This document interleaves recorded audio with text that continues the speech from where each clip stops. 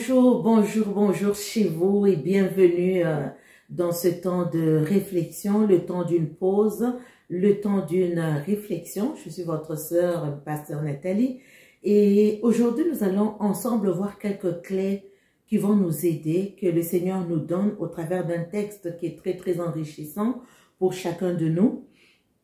Et nous voulons voir aujourd'hui comment demeurer constant dans un temps de crise, dans un temps de faillite, dans un temps de ruine, dans un temps de difficulté, dans un temps d'épreuve. Comment demeurer constant dans notre relation avec Dieu? Comment demeurer constant dans notre foi? Comment demeurer fidèle, demeurer loyal à Dieu malgré des circonstances difficiles que nous pouvons vivre? Déjà, quand on parle de temps de difficulté ou des temps de ruine, ce sont des temps de grande vulnérabilité. Alors, on devient très vulnérable au travers des grandes difficultés. Nous pouvons connaître une grande humiliation à cause des échecs, à cause des défaites. Nous pouvons perdre la vision. Nous pouvons être confus à un moment donné, ne perdre la direction. Et comment faire pour ne pas perdre ce qui est essentiel, notre relation, notre communion, notre foi avec le Seigneur? Et le livre de Malachie aujourd'hui va nous parler. Alors Malachie 3, du verset 16 au verset 18, permettez que je le lise, et ça serait vraiment intéressant pour chacun de nous à la maison de pouvoir lire tout Malachie. Et nous nous rappelons que le livre de Malachie est un livre qui nous parle du retour du Seigneur Jésus. Autrement dit, nous pouvons ramener le contexte de Malachie à aujourd'hui et nous demander, dans ce temps de ruine dans le monde, dans ce temps où le monde vit un chaos, où les fondements sont renversés, où ça ne va pas du tout bien, on n'a pas besoin de nous le décrire, on le voit partout, les fondements familiaux, les fondements, la moralité, les fondements, les structures sont complètement renversés. Et tout ça, nous le savons, que cette ruine, c'est à cause du péché de l'homme. Comment demeurer constant, fidèle, loyal avec le Seigneur? Malachie 3, le verset 16 à 18. Alors ceux qui craignaient l'Éternel ont parlé l'un à l'autre, et l'Éternel a été attentif et a entendu, et un livre de souvenirs a été écrit devant lui pour ceux qui craignent l'Éternel et pour ceux qui pensent à son nom. Dans ce contexte, le peuple de Dieu vivait vraiment une grande vulnérabilité, des grandes ruines. Alors au milieu du peuple de Dieu, on parle du peuple de Dieu, il y avait des magiciens, il y avait de l'adultère, il y avait des mensonges, il y avait des faux témoins, des gens qui juraient les uns contre les autres faussement, comme on le voit aujourd'hui, les gens qui oppressaient les droits de la veuve, les droits de l'orphelin, le droit de l'étranger qui était complètement bafoué. Et le peuple avait abandonné la parole de Dieu. Le peuple s'était détourné des voies de Dieu. Et les dîmes et les offrandes étaient vraiment volées, dérobées de Dieu. Et Dieu était tout simplement frustré contre son peuple et contre ses sacrificateurs. Hein. Parce que quand on dit le peuple de Dieu, parfois on a tendance à penser seulement aux troupeaux. Mais ici, dans ce cas spécifique, le Seigneur parlait aux sacrificateurs. Et il y avait une grande méchanceté, il y avait beaucoup d'orgueil, comme on le voit encore aujourd'hui au sein même du peuple de Dieu. Vous savez, Dieu parle d'abord à son peuple. Avant de parler aux autres, il parle d'abord, il interpelle d'abord son peuple. Alors, beaucoup vivaient dans une grande méchanceté, il y avait beaucoup d'orgueil au sein du peuple de Dieu. Et tout ceci a donc entraîné la faillite, la chute du peuple de Dieu et a donc amené ce peuple à à s'éloigner du Seigneur. Et il y a quelque chose qui est particulier, c'est que ce peuple questionne Dieu et dit à Dieu, mais qu'est-ce que nous t'avons fait? Pourquoi nous as-tu abandonnés? En quoi t'avons-nous frustrés? Donc ce peuple n'avait aucune conscience de son état de péché. Pour eux, ils n'avaient rien fait. Et vous voyez, tant que nous n'avons pas conscience de notre état de péché, il y a une impossibilité de repentir et de venir au Seigneur et de vivre une nouvelle saison, un temps de fraîcheur et de repentance, un temps une nouvelle saison avec le Seigneur, un temps de victoire dans le Seigneur. Et ce peuple demandait à Dieu, mais qu'est-ce que nous t'avons fait? Et Dieu leur a dit ce qu'ils avaient fait. Mais je voudrais parler spécifiquement aujourd'hui de quelques clés qui vont nous aider à demeurer constants pendant que tout s'écroule autour de nous, pendant que nous vivons des difficultés, pendant que nous ne comprenons pas des choses qui nous arrivent, ou parfois nous les comprenons et nous ne voulons pas perdre l'essentiel, que nous voulons demeurer, rester connectés à notre Dieu. La première chose qu'il faut se rappeler, c'est que quand nous vivons des grandes difficultés, la première chose qui sera attaquée dans notre vie, c'est notre amour pour le Seigneur, ou je dirais notre premier amour. Rappelez-vous ou rappelons-nous notre premier amour pour le Seigneur. Comment est-ce que c'était? Je me rappelle l'engouement, la soif, le désir de connaître davantage, plus encore. Et je lisais la Bible, j'avais cette soif, j'avais cette faim, je voulais en savoir davantage. Je priais, je louais, j'adorais. J'avais cette soif d'aller dans la maison du Seigneur. J'avais cette soif de demeurer en communion avec mes frères et mes sœurs. C'est que l'ennemi va faire en amenant, ou bien, c'est que l'ennemi va attaquer, c'est notre premier amour. Et comment est-ce qu'il va l'attaquer comme ce peuple? Ce peuple ne comprenait pas ce qui lui arrivait. Parce qu'en fait, il a été trompé. Pourquoi? Parce qu'ils n'avaient pas la conscience de leur péché. Mais en plus, ils ont pris Dieu pour le fautif, le responsable de leur malheur.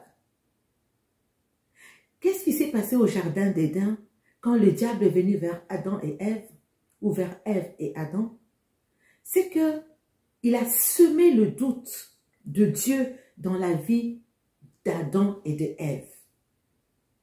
Qu'est-ce qu'il est venu faire? Il est venu abaisser le standard de Dieu dans la vie de Adam et Ève. Il est venu déformer l'image, les propos, les paroles de Dieu dans la vie d'Adam et Ève.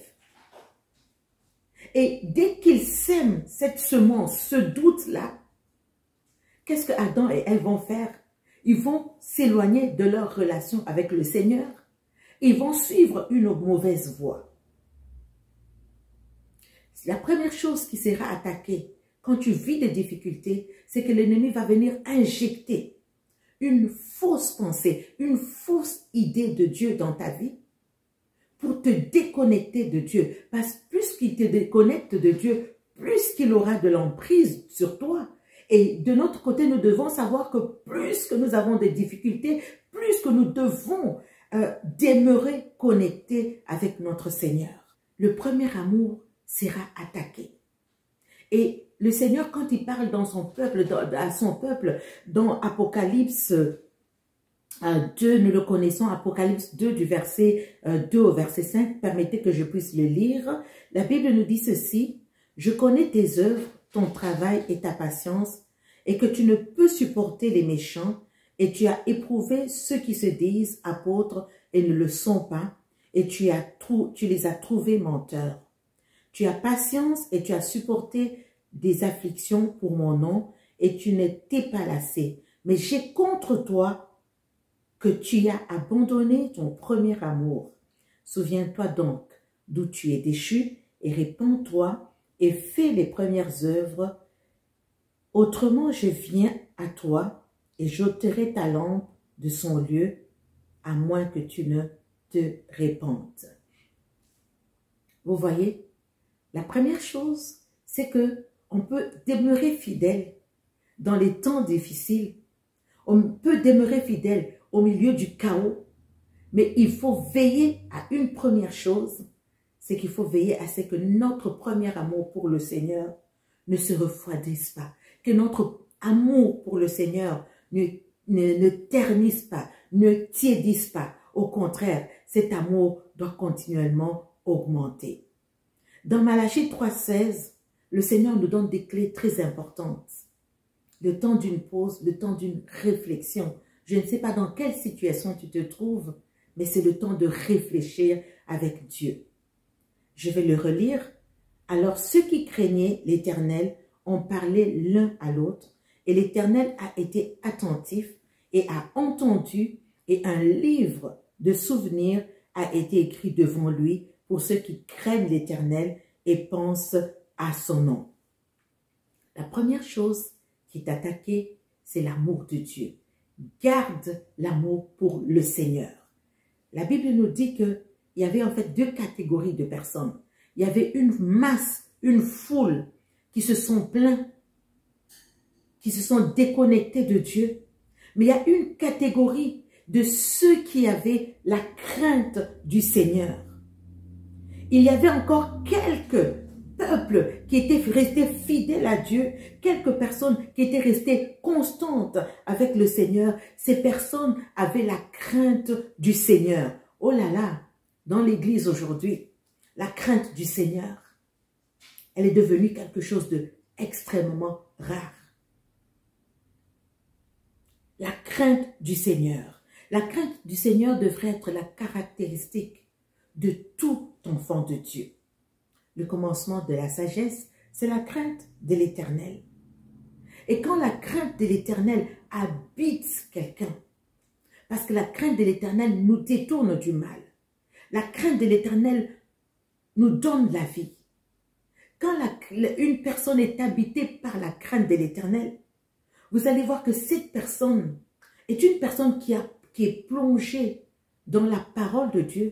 Et la parole de Dieu a autorité sur cette personne. La parole de Dieu a autorité sur la conscience de cette personne de telle façon que cette personne n'est pas guidée par ses émotions, n'est pas guidée par ses sentiments, mais elle est guidée dans sa conscience par la parole de Dieu. Et c'est la parole de Dieu qui la maintient dans la crainte du Seigneur. Une chose importante, garder l'amour pour le Seigneur. Une chose importante, être plongé dans la parole de Dieu. Avoir la crainte du Seigneur. Et une autre chose que ces gens avaient, la Bible nous dit ceci. Parce que quand on a la crainte du Seigneur, c'est ça qui va nous amener à obéir à Dieu et non à fléchir devant la chair ou devant nos sentiments ou nos émotions. Et ce peuple avait également quelque chose d'intéressant, c'est que ce peuple n'avait pas seulement la crainte du Seigneur, mais la Bible nous dit que il pense à son nom. Waouh!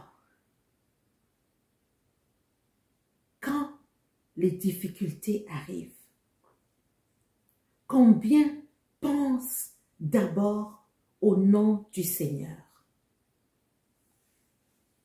Quand les difficultés arrivent, quand la ruine arrive, combien pensent d'abord à leurs propres intérêts?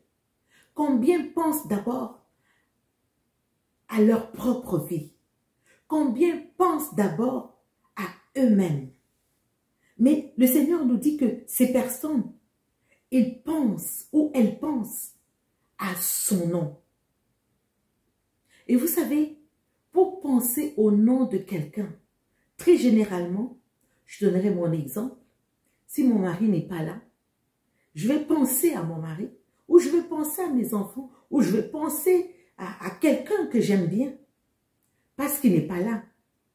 S'il est là, je vais vivre dans la présence de cette personne, communier avec cette personne, je n'aurai pas besoin de penser à elle, parce qu'elle est présente.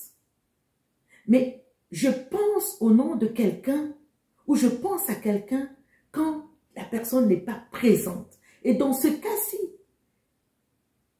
le peuple, ils avaient comme l'impression que Dieu n'était pas présent dans leur temps de difficulté.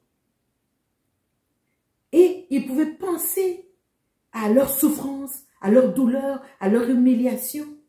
Mais la Bible nous dit que ceux-ci pensaient plutôt à Dieu. Et nous sommes dans un temps crucial en ce moment dans le monde où le chaos sévit partout, où il y a le chaos dans les familles, il y a le chaos dans les mœurs, il y a le chaos au niveau de toutes les institutions. Tout est chaotique. Il est important pour nous en tant qu'enfants de Dieu de continuellement, non pas de focuser sur le chaos, bien que nous le voyons, c'est une réalité, mais de penser à Dieu. Parce que penser à Dieu va nous aider à avoir une attitude très, très différente. Et ces gens pensaient à Dieu. Et pour penser à Dieu comme ça, pour avoir continuellement le regard fixé sur le Seigneur, nous sommes dans un temps où la foi de chacun, c'est impossible de le faire si la foi n'est pas engagée. Donc, ils avaient l'amour de Dieu, ils avaient la crainte du Seigneur et ils pensaient continuellement à Dieu. Ils avaient foi en Dieu. Leur regard, leur cœur, leur âme, tout était tourné vers le Seigneur. Ceux qui craignèrent l'Éternel, non seulement ils craignaient le Seigneur, mais la Bible nous donne également une clé très très intéressante, c'est que ces personnes se parlèrent l'un à l'autre. De quoi est-ce qu'ils se parlaient? Ça, c'est très intéressant. Quand il y a une crise en place, de quoi est-ce que les gens se parlent l'un à l'autre? Est-ce qu'ils se parlent? Est-ce qu'ils font un constat de la situation? Dans le cas de ce peuple, ils n'ont pas fait un constat de la situation, ils ont accusé Dieu. On va accuser les uns et les autres. On va juger ou condamner. On va critiquer, on va médire. De quoi est-ce qu'ils se parlaient? La Bible nous dit qu'ils se parlaient puisqu'ils avaient le nom de l'Éternel. Ils pensaient au nom de l'Éternel. Donc, ces personnes qui craignaient le Seigneur, elles s'entretenaient des choses du Seigneur. Elles se parlaient l'un à l'autre du Seigneur. Elles, je ne sais pas, elles ne complotaient pas, elles ne se détruisaient pas, mais elles pensaient à Dieu. Ces personnes se parlaient des choses de Dieu. Ils se parlaient, parce que je le disais tout à l'heure que Malachie nous parle du retour de Jésus. Donc ces gens devaient se parler du retour de Jésus, devaient se dire faisons attention, le Seigneur revient bientôt. Ils devaient se dire oh là là là là, arrêtons de regarder aux choses vaines, aux choses inutiles, à la distraction. Mais le Seigneur Jésus revient bientôt. Adoptons une attitude différente, ajustons nos pas, ajustons notre foi, enlignons-nous avec les choses du Seigneur. De quoi est-ce qu'ils se parlaient? Ils se parlaient des choses du Seigneur. Malachie nous parle du retour de Christ. Ils avaient en eux la pensée de Christ. Et aujourd'hui, la pensée de Christ doit plus que jamais occuper la pensée de tout enfant de Dieu. Lisez Malachie, Malachie 3, lisez le premier verset, le deuxième verset, lisez tout Malachie. Ça nous parle que Jésus revient. Voici, je reviens bientôt, je reviens bientôt. Ils s'entretenaient des choses de Dieu. Ils s'exhortaient, ils s'encourageaient. Par des hymnes, par des cantiques, ils prenaient le temps dans la prière. Ils s'entretenaient des choses de Dieu. Ils se préparaient en fait au retour de Christ. Ils se préparaient à la rencontre de Christ. Non seulement ils se préparaient à la rencontre de Christ, mais pendant que tout tombe en ruine, il y avait cette catégorie du peuple de Dieu qui n'avait pas perdu l'amour de Christ, qui marchait dans la crainte de l'Éternel, qui pensait à son nom. Et c'était un peuple qui s'était engagé au lieu de tomber dans la distraction, mais au contraire, qui avait un zèle qui était renouvelé, qui était restauré, qui était un zèle qui était davantage décuplé pour servir le Seigneur, pour accomplir l'œuvre à laquelle ces personnes étaient appelées. Deux choses importantes. Garder les yeux fixés sur le Seigneur et se préparer à la rencontre du Seigneur, mais également travailler pour ce pourquoi le Seigneur nous a appelés sur la terre. Nous a envoyés, je dirais, sur la terre. C'est le temps de parler de Jésus à notre famille. C'est le temps de parler, parce que nous n'avons pas perdu notre premier amour. C'est le temps de parler de notre premier amour à notre famille. C'est le temps de parler de notre premier amour à nos amis, à nos voisins. C'est le temps de parler de notre premier amour tout autour de nous. Ils s'entretenaient, ils se parlèrent l'un à l'autre. Ils s'entretenaient des choses du Seigneur dans un temps de chaos.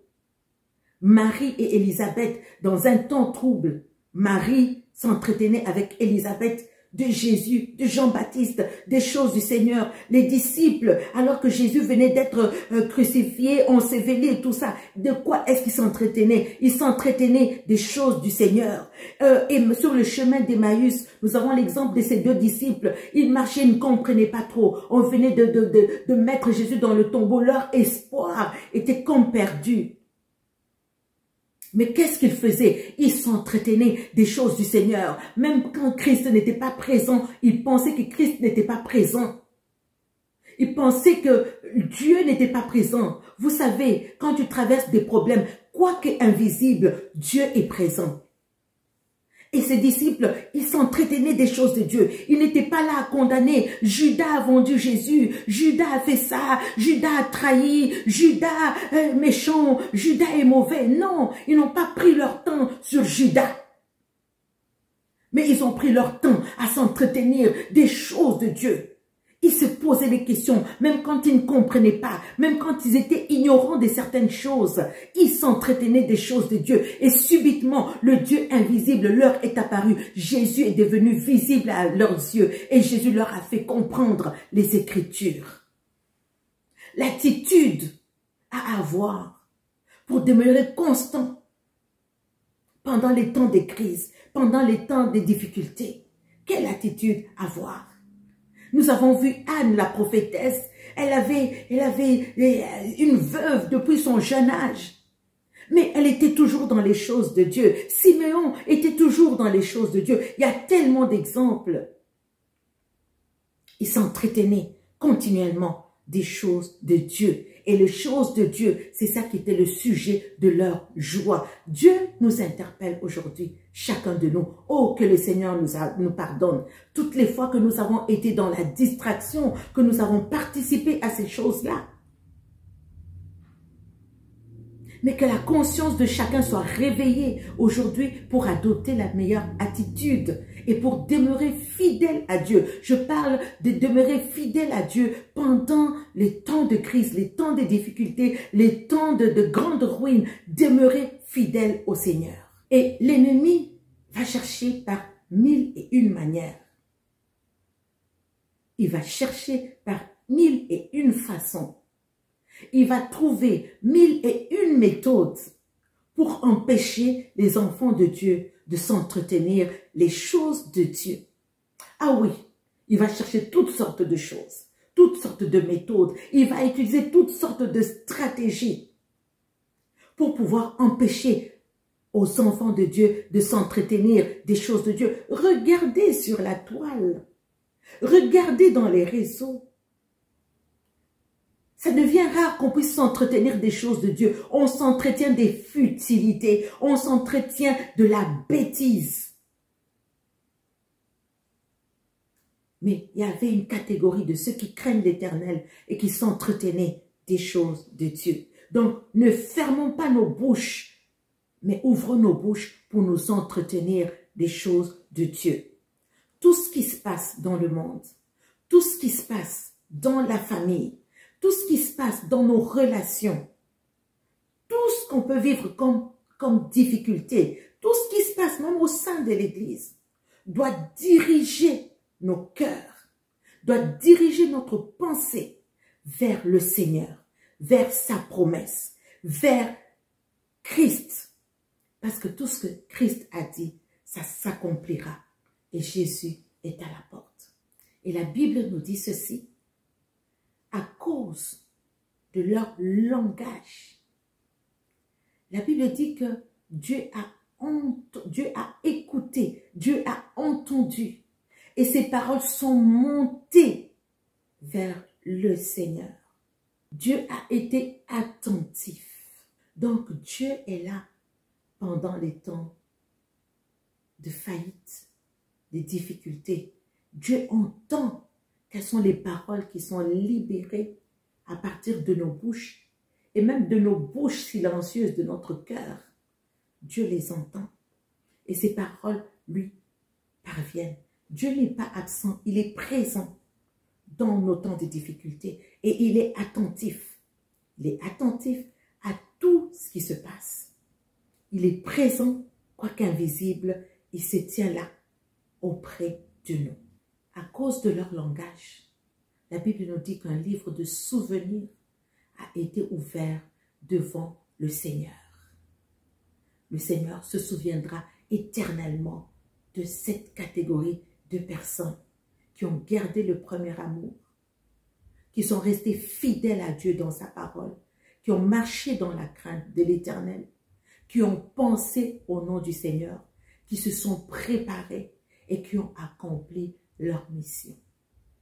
La parole de Dieu et la foi, garder le nom du Seigneur, vont nous aider à nous rapprocher davantage du Seigneur au lieu de nous en éloigner.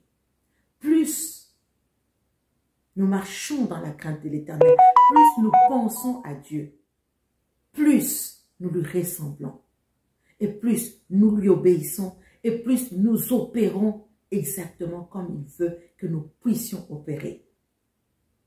Nous nous détournons et nous nous éloignons alors de la chair, du monde et de ses passions.